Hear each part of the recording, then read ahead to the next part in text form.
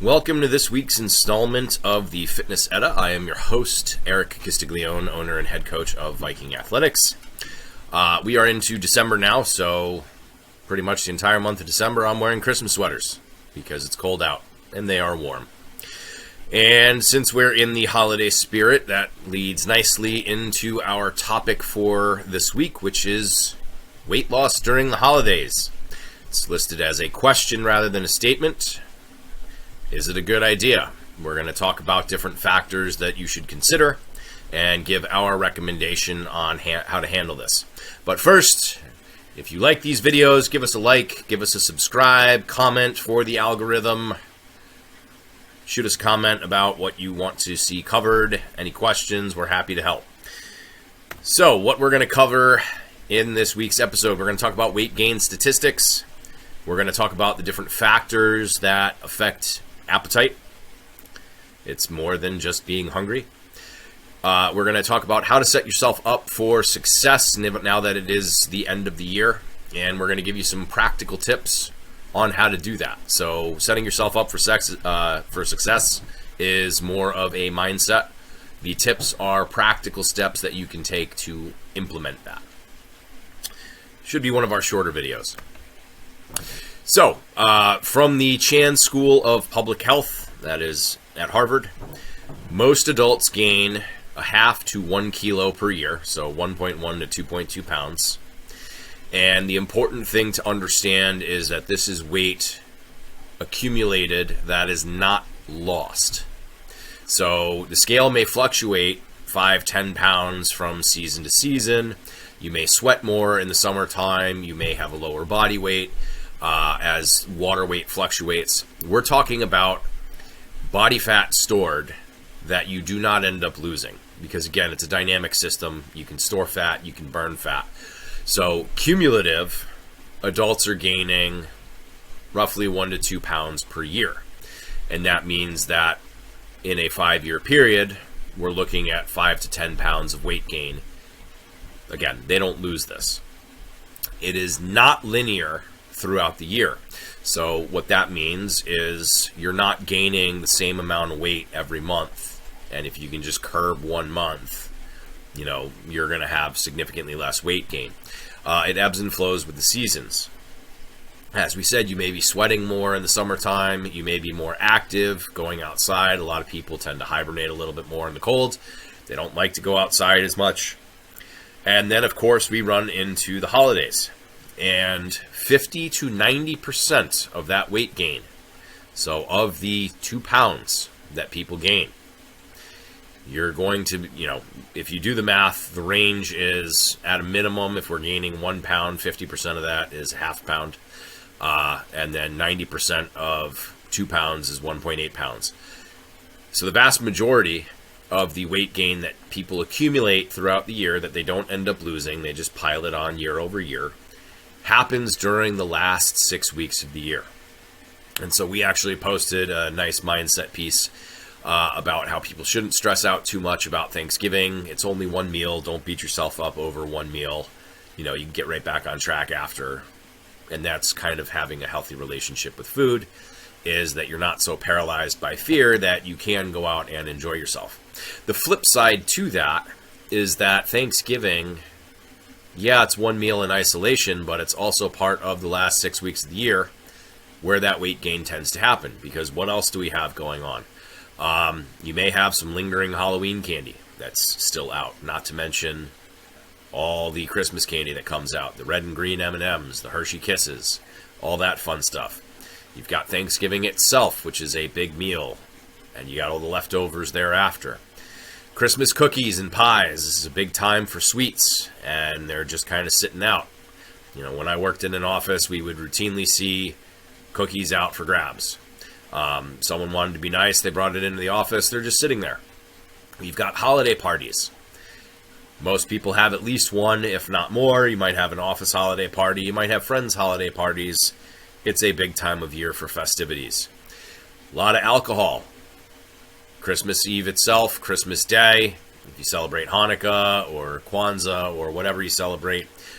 Point is, there's a ton of holidays going on. There's a lot of festivities, many of which center around food. And then, of course, New Year's Eve is another big party. A lot of alcohol flows on New Year's Eve. And you see that a lot throughout this time of year. So 6 weeks of lots of sweets, booze, social gatherings, big meals. It adds up. It explains where that 50 to 90% of weight gain occurs. So, keeping that in mind, we also want to understand appetite, which is another underlying factor when it comes to weight loss and weight gain. Most people think you just need willpower. And, I'm only going to eat when I'm hungry, and I'm going to stop eating when I am sated. But it's not as simple as the biological cues. Hunger is only one of them. That's one reason to eat. You eat because you're hungry. Oftentimes, people will feel hungry, but their stomach's not growling. It's not a hormonal response. So your hunger is actually regulated by two hormones, leptin and ghrelin.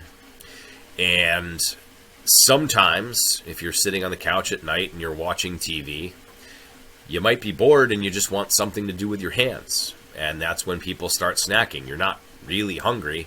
You just kind of get a mental craving for something to fill that time because maybe you're not interested in the TV show that you're watching, or maybe you're just accustomed to eating while watching TV.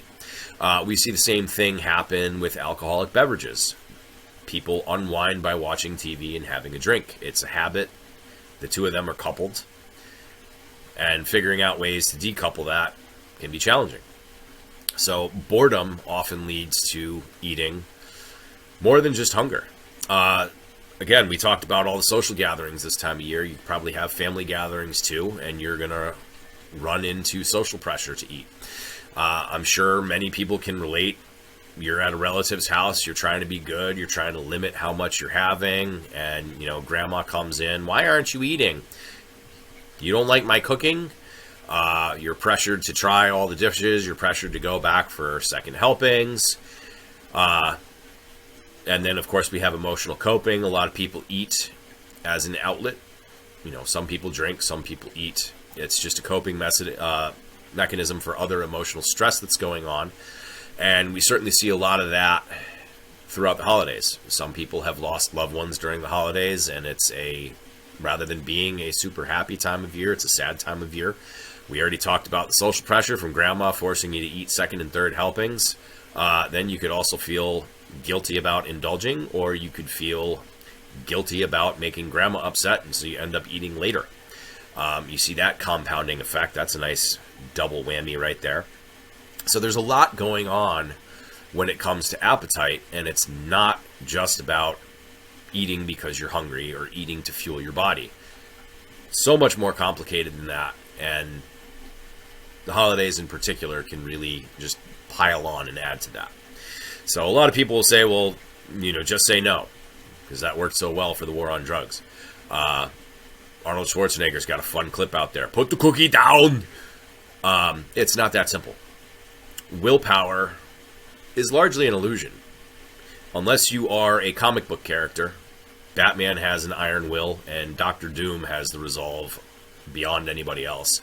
Unless you're one of those two people, chances are you're going to give in at some point.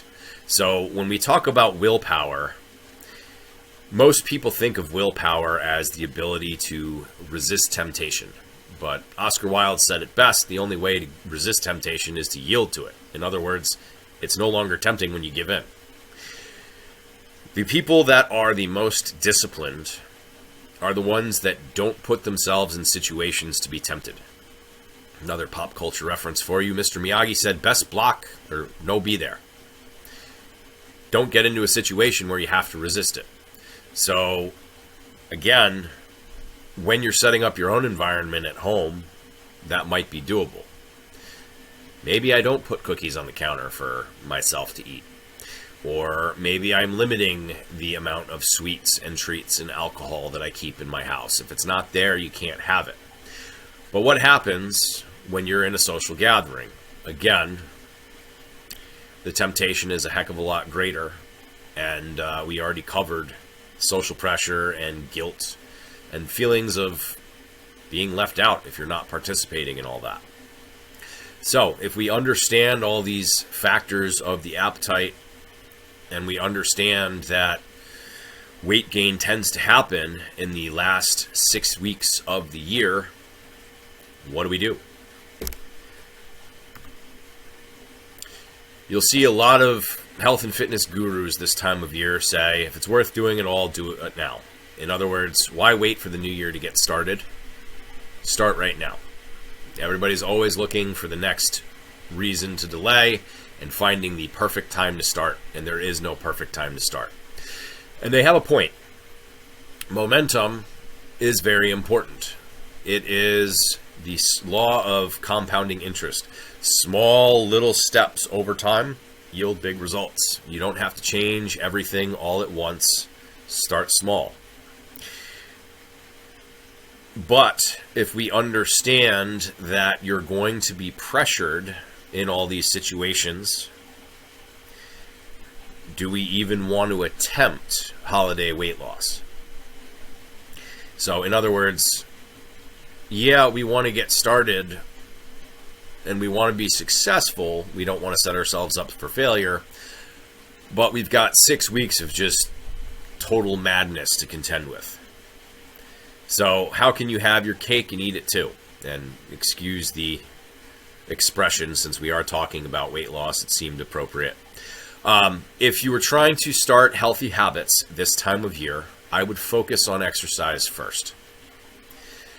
That is going to pay dividends. By the time the new year rolls around, hopefully you're already in a workout routine. You've got these habits established, and you've built that momentum, and you can keep going into the new year.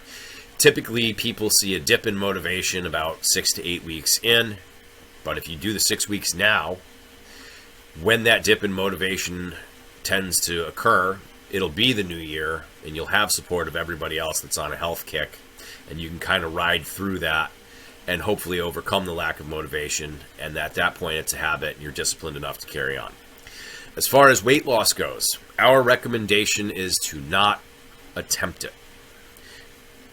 Given all these societal pressures and various events that you're likely to encounter, if you are determined to lose weight at this time of year, you're likely setting yourself up for failure. So, what we want to focus on instead is what we call maintenance, which means staying where you are right now.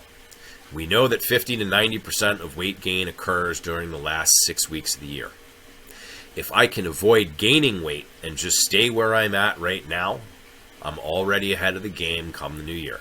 Again, that is half to 1.8 pounds that people accumulate year in and year out, and they don't lose it over the year.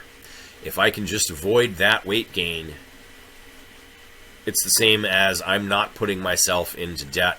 I'm not saving money by the end of the year, but I'm not going into debt, which I then have to dig myself out of. So you're already ahead of the game. If you can just focus on maintenance for these 6 weeks, you'll have momentum from exercise. You'll have momentum because you haven't gained weight. And then we can start fresh in the new year. That is our recommendation for how to set yourself up to success. So how do we do that? Get your protein early in the day. If you know you're going to be going out to a holiday party, if you know you're going to be hanging out with friends, even on Christmas Day, if you look at the sides that people put together, it's very similar to Thanksgiving. You've got kind of one main meat that's high in protein, and then everything else is really starchy. So get your protein early in the day, and that way you're ahead of the game when it comes to these meals. Another thing that happens is if I'm eating my protein and then I go out and have a few alcoholic beverages, I'm going to be more sated. I won't be hungry. Alcohol in and of itself has calories, yes, but typically it's the 1-2 punch of alcohol and then the snacks that come with it. If you're out at a bar, it might mean that you order, call it junk food, call it bar food, whatever you want. Sometimes people drink a bunch and then they go out and they have pizza or Chinese food or something greasy to soak up the alcohol. If you're already sated from the protein earlier that day, you're less likely to indulge in things like that. And then again, if you're in a family situation where there's a meal that doesn't have a whole bunch of protein options, you're covered because you've already done it earlier in the day. Another pop culture reference, the rule of 2 applies to Sith. There's always one master and one apprentice for any Star Wars fans out there. We've adapted that for dinners. If you're going out to dinner, celebratory event, end of the year party, whatever, if it's not a true party, if it's an actual sit-down dinner, you have typically 5 courses to choose from. You've got appetizers. You've got, I'm going to include soup and salad in that. You've got bread. You've got the entree. You've got desserts. And you've got alcohol. The rule of 2. You get to pick 2 out of the 5. That's what you're doing. If you're going to have an appetizer, have that in your entree. If you want to have dessert, have your entree and dessert. No alcohol, nothing else. You're still partaking, you're just limiting how much you're indulging. If you do all 5, it's very, very easy to have a 3,000 to 4,000 calorie meal. Very, very doable. A lot of restaurant foods are covered in sauces. You've got the bread and butter. Very, very high caloric density. So stick to the rule of 2. You'll be all right. The 1-to-1 ratio for drinks. Again, as you drink alcohol and your body goes through the filtration process, trying to filter out that poison, because it is literally a poison, just happens to be a delicious one. You get dehydrated, and when you are dehydrated, sometimes your body can mix that signal up and think it's hungry. We talked about hunger cues. This is one that often happens. If you're drinking water and you're hydrated, you're less likely to get hungry unless you are truly hungry. So have one alcoholic beverage, have a glass of water after each one. It'll also slow down the pace for drinking. It'll make sure that you're a little bit more hydrated, and it'll fill you up so you're less likely to get hungry. And then the smart plate for big meals. If you are eating at someone's house or you're hosting and it's Christmas dinner, try to set up your plate so that half of your plate is covered in fruits and vegetables. Try to take another quarter of that plate with protein. And then the last quarter, you can sample the starchy sides, and you are much less likely to overindulge that way. You're kind of hitting all the main food groups. You're getting a lot of vegetables in there, which are very filling, and you're less likely to overindulge because you're already full. If you've already covered your protein earlier in the day, and now you're getting that quarter of a plate filled with protein, then you're golden. And if you do all of this throughout the season, then hopefully you're setting yourself up for success, and you can avoid that holiday weight gain. So again, one of our quicker videos today, but to sum it all up, we're generally opposed to attempting to lose weight at the end of the year just because there's so much going on. It can really set you back mentally if you try to do it and you fail. So instead, we want to maintain where you're at, and you're still going to finish ahead of the game because you're not gaining that 1 to 2 pounds that everybody seems to gain year in and year out. So same thing again as not digging yourself into debt. Even though you're not saving money, you're breaking even, and that puts you ahead of everybody else. So hope you enjoyed this video. If so, give us a like, give us a subscribe, shoot us some questions, comment. We appreciate you. Thanks for tuning in. We'll catch you in a couple weeks.